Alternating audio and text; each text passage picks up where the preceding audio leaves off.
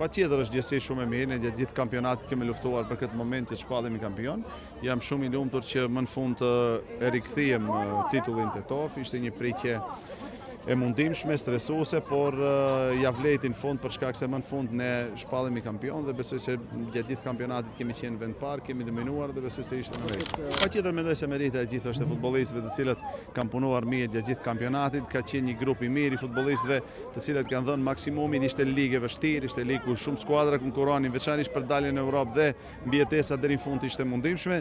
Çdo ndeshje ka qenë e fortë, e fuqishme dhe besoj se merita normalisht se u shkon futbollistëve, por edhe gjithë punësuarit në klub, pronarit normalisht për krijimin një klubi model dhe gjithëve ju shprehi një mirënjohje dhe një falënderim të veçantë. Ka pasur disa momente të vështira, por megjithatë besoj se në përgjithësi ekipi ka qenë mirë.